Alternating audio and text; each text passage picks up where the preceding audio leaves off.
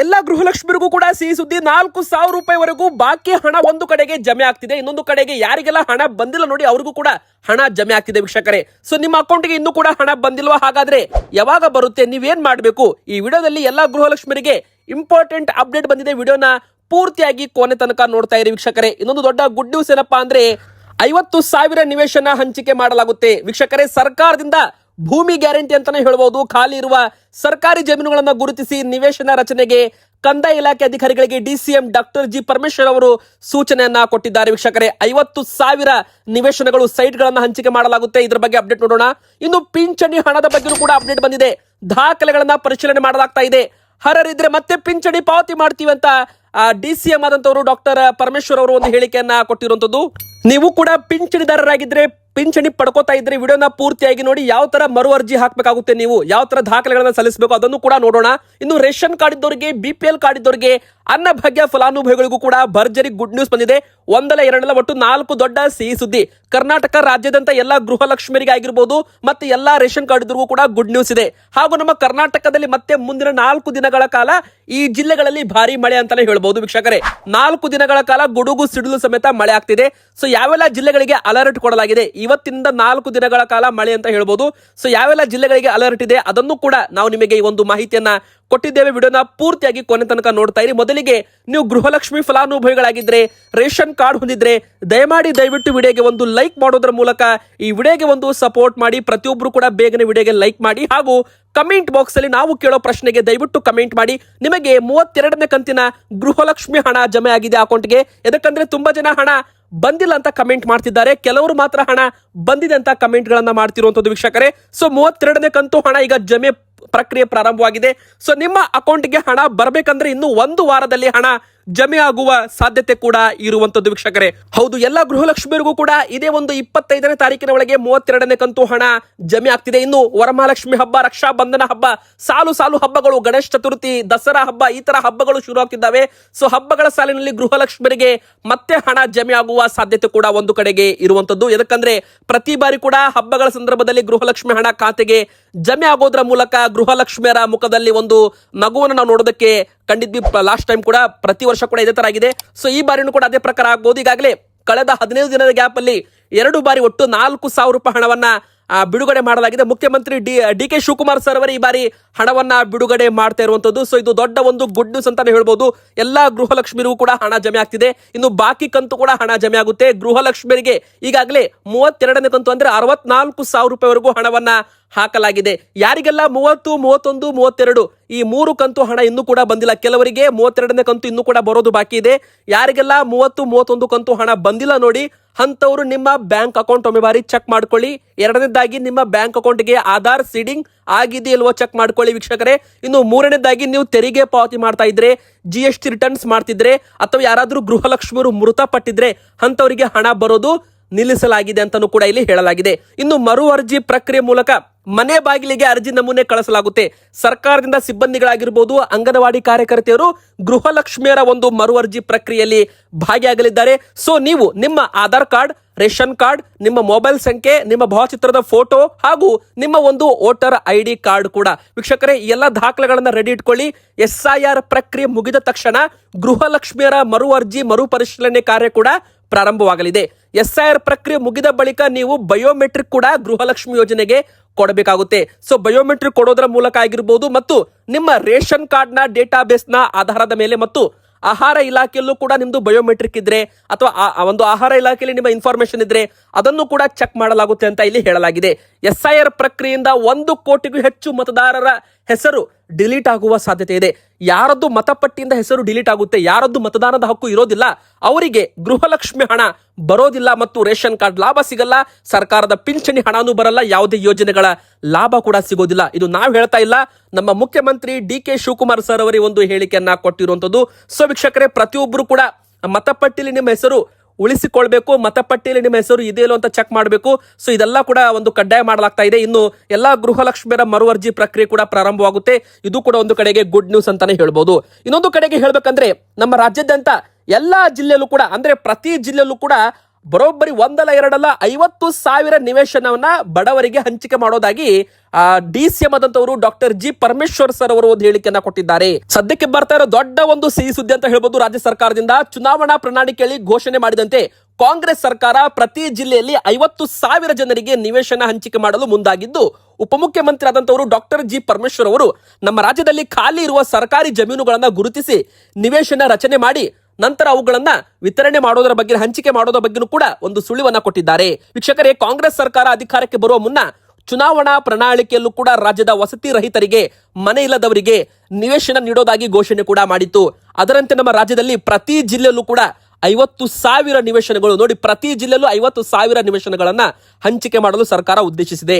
ಗ್ರಾಮೀಣ ಪ್ರದೇಶಗಳಲ್ಲಿ 30-40 ಚದರ ಅಡಿ ಅಂದ್ರೆ 1200 ಸ್ಕ್ವೇರ್ ಫುಟ್ ಅಳತೆಯ ಮತ್ತು ನಗರ ಪ್ರದೇಶಗಳಲ್ಲಿ 20-30 ಅಂದ್ರೆ 20-30 ಅಂದ್ರೆ 600 ಸ್ಕ್ವೇರ್ ಫುಟ್ನ ಚದರ ಅಡಿಯ ಅಳತೆಯ ನಿವೇಶನಗಳನ್ನ ಸಿದ್ಧಪಡಿಸಿ ಅರ್ಹರಿಗೆ ಮಾತ್ರ, ಯಾರು ಬಡವರಿರ್ತಾರೆ, ಯಾರ ಹತ್ರ ಮನೆ ಇರಲ್ಲ, ಯಾರ ಹತ್ರ ಸ್ವಂತ ಸೂರು ಇರಲ್ಲ, ಆ ವಸತಿ ರಹಿತರಿಗೆ ಮಾತ್ರ ಇವುಗಳನ್ನ ವಿತರಣೆ ಮಾಡಲಾಗುತ್ತಂತೆ. ಲಭ್ಯವಿರುವ ಹಾಗೂ ಖಾಲಿ ಇರುವ ಸರ್ಕಾರಿ ಜಮೀನುಗಳನ್ನ ಗುರುತಿಸಿ ನಿವೇಶನಗಳ ರಚನೆಗೆ ಅಗತ್ಯ ಪ್ರಕ್ರಿಯೆಗಳನ್ನ ಯಾವುದೇ ವಿಳಂಬಕ್ಕೆ ಆಸ್ಪದ ನೀಡದೆ ತುರ್ತಾಗಿ ಕೈಗೊಳ್ಳಿ ಅಂತ ಕಂದಾಯ ಇಲಾಖೆ ಅಧಿಕಾರಿಗಳಿಗೆ DCM doctor G Parameshwar sir ಅವರು ಸೂಚನೆ ಕೊಟ್ಟಿರುವುದಾಗಿ ಹೇಳಲಾಗಿದೆ. ಕೊಟ್ಟ ಮಾತಿಗೆ ಬದ್ಧರಾಗಿ ಪ್ರಣಾಳಿಕೆಯಲ್ಲಿ ಘೋಷಣೆ ಮಾಡಿದಂತೆ ಕಾರ್ಯರೂಪಕ್ಕೆ ತಂದು ನುಡಿದಂತೆ ನಡೆಯುತ್ತಿದ್ದೇವೆ. ಸರ್ವರಿಗೂ ಸ್ವಂತ ಸೂರಿನ ಭಾಗ್ಯ ನೀಡಿ ಎಲ್ಲರೂ ನೆಮ್ಮದಿಯಿಂದ ಜೀವನ ಸಾಗಿಸುವಂತಾಗಬೇಕು ಎಂಬುದು ನಮ್ಮ ಆಶಯ ಎಂದು ಪರಮೇಶ್ವರ್ ಅವರು ಅಭಿಪ್ರಾಯ ವ್ಯಕ್ತಪಡಿಸಿದ್ದಾರೆ. ವೀಕ್ಷಕರೇ, ದೊಡ್ಡ ಒಂದು ಸಿಹಿ ಸುದ್ದಿ ಅಂತ ಹೇಳ್ಬೋದು. ಪ್ರತಿ ಜಿಲ್ಲೆಯಲ್ಲಿ 50,000 ನಿವೇಶನಗಳನ್ನ ಹಂಚಿಕೆ ಮಾಡಲಾಗುತ್ತೆ. ಇನ್ನೊಂದು ಕಡೆಗೆ ಹೇಳ್ಬೇಕಂದ್ರೆ ತುಂಬಾ ಜನ ಪಿಂಚಣಿ ಹಣ ಬರ್ತಿಲ್ಲ ಅಂತ ಹೇಳ್ತಾ ಇದ್ರು. ನೋಡಿ ವೀಕ್ಷಕರೇ, ಪಿಂಚಣಿ ಹಣದ ಬಗ್ಗೆನೂ ಕೂಡ ಡಿಸಿಎಂ ಡಾಕ್ಟರ್ ಜಿ ಪರಮೇಶ್ವರ್ ಅವರು ಒಂದು ಹೇಳಿಕೆಯನ್ನ ಕೊಟ್ಟಿದ್ದಾರೆ. ಇಂಪಾರ್ಟೆಂಟ್ ಆಗಿ ಮೊದಲಿಗೆ ಹೇಳ್ಬೇಕಂದ್ರೆ ಸಂದೇಹಾಸ್ಪದ ಕಾರಣಕ್ಕಾಗಿ ಪಿಂಚಣಿಯನ್ನ ತಡೆ ಹಿಡಿಯಲಾಗಿದೆ. ವೃದ್ಧಾಪ್ಯ ವೇತನ ಆಗಿರ್ಬೋದು, ಸಂಧ್ಯಾ ಸುರಕ್ಷಾ ಯೋಜನೆ ಆಗಿರ್ಬೋದು, ಮನಸ್ವಿನಿ ಯೋಜನೆ, ವಿಧವಾ ವೇತನ ಹಾಗೂ ವಿಕಲಚೇತನರ ಪಿಂಚಣಿ ಹಣ ಪಡೆಯುತ್ತಿದ್ದವರಲ್ಲಿ ಸಂದೇಹಾಸ್ಪದ ಕಾರಣಕ್ಕಾಗಿ ಒಟ್ಟು 23 ಲಕ್ಷಕ್ಕೂ ಹೆಚ್ಚು ಫಲಾನುಭವಿಗಳ ಪಿಂಚಣಿ ಸದ್ಯಕ್ಕೆ ತಡೆ ಹಿಡಿಯಲಾಗಿತ್ತು ಎಂದು ಉಪಮುಖ್ಯಮಂತ್ರಿ ಡಾಕ್ಟರ್ ಜಿ ಪರಮೇಶ್ವರ್ ಅವರು ಒಂದು ಹೇಳಿಕೆಯನ್ನ ಕೊಟ್ಟಿದ್ದಾರೆ. ಆದಾಯ ತೆರಿಗೆ ಪಾವತಿ ಮಾಡ್ತಾ ಇದ್ದವರು, ಎಪಿಎಲ್ ಕಾರ್ಡ್ ಇದ್ದವರು ಮತ್ತು ಆದಾಯ ದೃಢೀಕರಣ ಪ್ರಮಾಣ ನೀಡದೇ ಇದ್ದವರ ಪಿಂಚಣಿ ತಡೆ ಹಿಡಿಯಲಾಗಿತ್ತು. ಯಾರ್ಯಾರಿಗೆ ಪಿಂಚಣಿ ತಾತ್ಕಾಲಿಕವಾಗಿ ಸ್ಥಗಿತಗೊಂಡಿದೆ ಅಂದ್ರೆ ನಿಮಗೆ ಹಣ ಬಂದಿಲ್ಲ ಅಂದ್ರೆ ನೀವು ಸಂಬಂಧಿಸಿದ ದಾಖಲೆಗಳನ್ನ ತಾಲೂಕು ಕಚೇರಿಗೆ ಸಲ್ಲಿಸಲು 30 ದಿನಗಳ ಕಾಲಾವಕಾಶ ನೀಡಿ ತಿಳುವಳಿಕೆ ಪತ್ರ ಕೂಡ ಕೊಡಲಾಗ್ತಾ ಇದೆ ಅಂತ ಹೇಳಿದ್ದಾರೆ. ಸೊ ನೀವೇನ್ ಮಾಡಬೇಕು, ನಿಮಗೆ ಪಿಂಚಣಿ ಹಣ ಬರ್ತಾ ಇಲ್ಲ, ಸಂಧ್ಯಾ ಸುರಕ್ಷಾ ಹಣ ಬಂದಿಲ್ಲ, ವಿಕಲಚೇತನ ಪಿಂಚಣಿ ಹಣ ಬಂದಿಲ್ಲ, ಸಂಧ್ಯಾ ಸುರಕ್ಷಾ ವೃದ್ಧಾಪ್ಯ ವೇತನ ಬಂದಿಲ್ಲ ಅಂದ್ರೆ ನೀವೇನ್ ಮಾಡಬೇಕು ಅಂದ್ರೆ ನಿಮ್ಮ ಆದಾಯ ದೃಢೀಕರಣ ಪತ್ರ ಮತ್ತು UDID ಕಾರ್ಡ್, ವಯಸ್ಸಿಗೆ ಸಂಬಂಧಪಟ್ಟ ದಾಖಲೆಗಳನ್ನ ಸಲ್ಲಿಸಿ ಮತ್ತು ನಿಮ್ಮ BPL ಕಾರ್ಡ್ ಸೇರಿದಂತೆ ಎಲ್ಲಾ ಒಂದು ದಾಖಲೆಗಳನ್ನ ನೀವು ಸಲ್ಲಿಸಬೇಕಾಗುತ್ತೆ. ಯಾರೆಲ್ಲ ದಾಖಲೆಗಳನ್ನ ಕೊಡ್ತೀರಾ ಅವರ ಪಿಂಚಣಿಯನ್ನ ಮತ್ತೆ ಮರುಸ್ಥಾಪಿಸಲಾಗುತ್ತೆ ಅಂತ ಭರವಸೆ ಕೂಡ ಕೊಟ್ಟಿದ್ದಾರೆ. ಸಂಯೋಜನೆ ಆಪ್ ಮೂಲಕ ಸಂಧ್ಯಾಸ್ಪದ ಫಲಾನುಭವಿಗಳ ಮನೆಗೆ ಭೇಟಿ ನೀಡಿ ದಾಖಲೆ ಪರಿಶೀಲನೆ ಮಾಡಿ ಪಿಂಚಣಿ ಮರುಸ್ಥಾಪನೆ ಮಾಡಲು ಕೂಡ ಕ್ರಮ ವಹಿಸಲಾಗಿದೆ. ಕೆಲವರು ವಿಕಲಚೇತನರಿರುತ್ತಾರೆ, ಅವರಿಗೆ ಮನೆಯಿಂದ ಹೊರಗಡೆ ಬರೋಕೆ ಆಗಲ್ಲ. ಸೊ ಅಂತವರ ಮನೆ ಬಾಗಿಲಿಗೆ ಸಿಬ್ಬಂದಿಗಳು ಬಂದು ದಾಖಲೆಗಳನ್ನ ಪರಿಶೀಲನೆ ಮಾಡಿ ಅವರ ಪಿಂಚಣಿಯನ್ನ ಮರುಸ್ಥಾಪನೆ ಮಾಡಿ ಅವರಿಗೆ ಪಿಂಚಣಿ ಬರುವಂತನೂ ಕೂಡ ಮಾಡ್ತಾರಂತೆ. ಸೊ ಇದು ಯಾರಿಗೂ ಕೂಡ ಪಿಂಚಣಿ ಹಣ ಬರೋದಿಲ್ಲ ಅಂತಲ್ಲ, ಮುಂದಿನ ಬರೋ ದಿನ ಎಲ್ಲರೂ ಕೂಡ ದಾಖಲೆಗಳನ್ನ ಸಲ್ಲಿಸಿ ಯಾರಿಗೆಲ್ಲ ಪಿಂಚಣಿ ಹಣ ಬರ್ತಾ ಇಲ್ಲ ನೋಡಿ ಅವರು ನಿಮ್ಮ ತಾಲೂಕು ಕಚೇರಿಗಳಲ್ಲಿ ನಿಮ್ಮ ಒಂದು ಡೇಟಾಗಳನ್ನ, ನಿಮ್ಮ ದಾಖಲೆಗಳನ್ನ ಕೊಟ್ಟು ಮತ್ತೊಮ್ಮೆ ಮರು ಜಾಯಿನ್ ನೀವು ಈ ಒಂದು ಯೋಜನೆಗೆ ಆಗಬಹುದು. ವೀಕ್ಷಕರೇ, ಇದು ಪಿಂಚಣಿ ಬಗ್ಗೆ ದೊಡ್ಡ ಒಂದು ಅಪ್ಡೇಟ್. ಆದ್ರೆ APL ಕಾರ್ಡ್ ಇದ್ದವರಿಗೆ ಪಿಂಚಣಿ ಹಣ ಬರೋದಿಲ್ಲ. ಇನ್ನು ಇಂಪಾರ್ಟೆಂಟ್ ಆಗಿ ಆದಾಯ ದೃಢೀಕರಣ ಪತ್ರ ಮತ್ತು BPL ಕಾರ್ಡ್ ಕೂಡ ಇರಬೇಕು ಅಂತ ಹೇಳಲಾಗಿದೆ. ಇನ್ನು ರೇಷನ್ ಕಾರ್ಡ್ ಇದ್ದವರಿಗೆ ಏನಪ್ಪಾ ಗುಡ್ ನ್ಯೂಸ್ ಅಂತ ನೀವು ಕೇಳೋದಾದ್ರೆ, ಸದ್ಯಕ್ಕೆ ಯಾವುದೇ ಅನರ್ಹ BPL ಕಾರ್ಡ್ಗಳು ರದ್ದಾಗ್ತಿಲ್ಲ. ತಾತ್ಕಾಲಿಕವಾಗಿ BPL APL ಕನ್ವರ್ಟ್ ಮಾಡೋದನ್ನ ತಾತ್ಕಾಲಿಕವಾಗಿ ಬಂದ್ ಮಾಡಲಾಗಿದೆ. ವೀಕ್ಷಕರೇ ನೋಡಿ, ನಮ್ಮ ಕರ್ನಾಟಕದಲ್ಲಿ 4 ಲಕ್ಷಕ್ಕೂ ಹೆಚ್ಚು BPL ಕಾರ್ಡ್ಗಳು ಒಂದು ಕಡೆಗೆ APL ಕಾರ್ಡ್ಗೆ ವರ್ಗಾವಣೆ ಆಗಿದೆ. ತುಂಬಾ ಜನರ BPL ಕಾರ್ಡ್ಗೆ ಸಿಗ್ತಾ ಇದ್ದ ಅನ್ನಭಾಗ್ಯ ಯೋಜನೆ ಕೂಡ ಬಂದಾಗಿದೆ. ಅದಕ್ಕಂದ್ರೆ 4 ಲಕ್ಷ ಕಾರ್ಡುಗಳು ಬಂದಾಗಿದೆ ಅಂದ್ರೆ ಅದಕ್ಕೆ ಸೇರಿದ ಕುಟುಂಬಗಳಿಗೆ ಈಗ ಅನ್ನಭಾಗ್ಯಕ್ಕೆ ಸಿಗ್ತಾ ಇಲ್ಲ.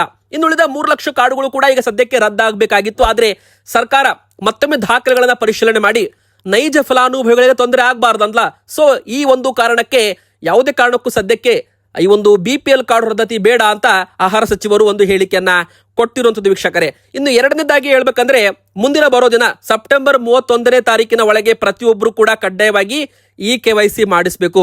ಯಾರು KYC ಮಾಡಿಸಲ್ಲ ರೇಷನ್ ಕಾರ್ಡ್ಗೆ ನಿಮ್ಮ ಬಯೋಮೆಟ್ರಿಕ್ ನೀವು ಕೊಡಲ್ಲ ನೋಡಿ, ಅಂತವರಿಗೆ ಅನ್ನಭಾಗ್ಯ ಅಕ್ಕಿನೂ ಸಿಗಲ್ಲ. ಮತ್ತೆ ನಿಮ್ಮ BPL ಕಾರ್ಡ್ ತಾತ್ಕಾಲಿಕವಾಗಿ ನಿಷೇಧವಾಗಬಹುದು, ಬಂದ್ ಆಗಬಹುದು, ಅಥವಾ BPL ಕಾರ್ಡ್ APL ಕಾರ್ಡ್ಗೂ ಕೂಡ ಕನ್ವರ್ಟ್ ಆಗಬಹುದು. ಇದಕ್ಕೋಸ್ಕರ ಕೊನೆಯ ಅವಕಾಶ ಸೆಪ್ಟೆಂಬರ್ ತಿಂಗಳು ಅಂತ ಹೇಳಲಾಗಿದೆ. ಇನ್ನು 2.5 ಕೋಟಿ ಕಾರ್ಡುಗಳು ಇನ್ನೂ ಕೂಡ KYC ಮಾಡಿಸಿಲ್ಲ. ನಿಮ್ಮ ನ್ಯಾಯ ಬೆಲೆ ಅಂಗಡಿಗೆ ಹೋಗೋದ್ರ ಮೂಲಕ ನೀವು ಈ KYC ಮಾಡಿಸಬಹುದು. ಇನ್ನು ಮೂರನೇ ದೊಡ್ಡ ಸಿಹಿ ಸುದ್ದಿ ಏನಪ್ಪಾ ಅಂದ್ರೆ ವೀಕ್ಷಕರೇ, ನಿಮಗೆ ಅಡುಗೆ ಎಣ್ಣೆ, ಉಪ್ಪು, ಸಕ್ಕರೆ, ತೊಗರಿಬೇಳೆ ಈ 4 ಆಹಾರ ಸಾಮಗ್ರಿ ಒಳಗೊಂಡ ಇಂದಿರಾ ಕಿಟ್ ಕೂಡ ವಿತರಣೆ ಮಾಡಲಾಗುತ್ತೆ. ಹೌದು, ಇನ್ನು ಕೆಲವೇ ದಿನಗಳಲ್ಲಿ ಅಂತಿಮ ಹಂತಕ್ಕೆ ಬಂದಿದೆ ಯೋಜನೆ. ಪ್ಯಾಕೆಟ್ ಗಳನ್ನ ರೆಡಿ ಮಾಡೋದು, ವಿತರಣೆ ಮಾಡೋದು ಬಾಕಿ ಅಂತ ಹೇಳಲಾಗ್ತಾ ಇದೆ.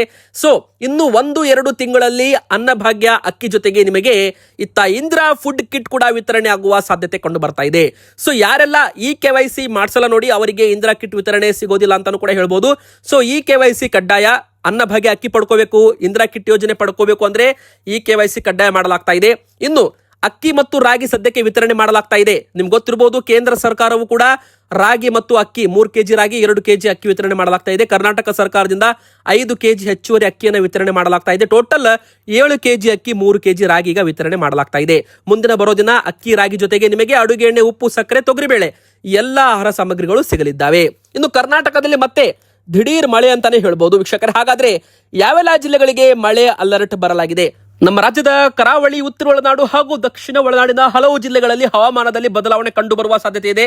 ಸೊ ಮೋಡ ಕವಿದ ವಾತಾವರಣದೊಂದಿಗೆ ಚಳಿ ಗಾಳಿ ಕೂಡ ಬೀಸಲಿದೆ. ಸೊ ಗಾಳಿಯ ವೇಗ ಹೆಚ್ಚಿರೋ ಕಾರಣ ಪ್ರದೇಶಗಳಲ್ಲಿ ಮರಗಳು, ವಿದ್ಯುತ್ ಕಂಬಗಳು ಹಾಗೂ ತಾತ್ಕಾಲಿಕ ನಿರ್ಮಾಣಗಳಿಗೆ ಹಾನಿಯಾಗುವ ಸಾಧ್ಯತೆ ಕೂಡ ಇರುವುದು. ಇನ್ನು ದಕ್ಷಿಣ ಕನ್ನಡ, ಉಡುಪಿ ಹಾಗೂ ಉತ್ತರ ಕನ್ನಡ ಈ ಜಿಲ್ಲೆಗಳಲ್ಲಿ ಮುಂದಿನ 3 ದಿನಗಳ ಕಾಲ ಸಾಧಾರಣ ಮಳೆ ಆಗಲಿದೆ ಅಂತಾನೂ ಕೂಡ ಹೇಳಲಾಗಿದೆ. ಇನ್ನು ಉತ್ತರ ಒಳನಾಡಿನ ಜಿಲ್ಲೆಗಳಾದ ಕಲಬುರಗಿ, ಬಾಗಲಕೋಟೆ, ವಿಜಯಪುರ, ಗದಗ, ರಾಯಚೂರು ಮತ್ತು ಧಾರವಾಡ ಈ ಜಿಲ್ಲೆಗಳಲ್ಲಿ ಬಿರುಗಾಳಿ ಸಮೇತ ಗಾಳಿ ಬೀಸಲಿದೆ ಮತ್ತು ಮಳೆ ಕೂಡ ಬೀಳಲಿದೆ ಎಂಬುವ ಒಂದು ಮಾಹಿತಿ ಸಿಕ್ಕಿರುವಂತದ್ದು. ಸೊ ಇನ್ನೊಂದು ಕಡೆಗೆ ಹೇಳ್ಬೇಕಂದ್ರೆ ಬೆಳಗಾವಿ, ಬೀದರ್, ಹಾವೇರಿ, ಕೊಪ್ಪಳ, ಯಾದಗಿರಿ ಜಿಲ್ಲೆಗಳಲ್ಲೂ ಕೂಡ ಭಾರಿ ಒಂದು ಮಳೆ ಆಗುವ ಸಾಧ್ಯತೆ ಕೂಡ ಕಂಡು ಬಂದಿದೆ ವೀಕ್ಷಕರೇ. ಇನ್ನು ಬೆಂಗಳೂರು ನಗರ, ಬೆಂಗಳೂರು ಗ್ರಾಮಾಂತರ, ರಾಮನಗರ, ಚಾಮರಾಜನಗರ, ತುಮಕೂರು, ಕೋಲಾರ, ಮೈಸೂರು, ಮಂಡ್ಯ, ಚಿಕ್ಕಬಳ್ಳಾಪುರ ಈ ಜಿಲ್ಲೆಗಳಲ್ಲಿ ಮೋಡ ಕವಿದ ವಾತಾವರಣ, ಹಗುರದಿಂದ ಸಾಧಾರಣ ಮಳೆ ಆಗುವ ಸಾಧ್ಯತೆ ಕೂಡ ಇರಬಹುದು ಅಂತ ಹೇಳಲಾಗಿದೆ. ಇವತ್ತಿಗೆ ಇಷ್ಟ ಆಗಿತ್ತು. ವಿಡಿಯೋ ಇಷ್ಟ ಆದ್ರೆ ವಿಡಿಯೋಗೆ ಲೈಕ್ ಮಾಡಿ, ಚಾನಲ್ಗೆ ಸಬ್ಸ್ಕ್ರೈಬ್ ಆಗಿ ನಿಮ್ಮ ಅನಿಸಿಕೆ ಕಮೆಂಟ್ ಮಾಡಿ.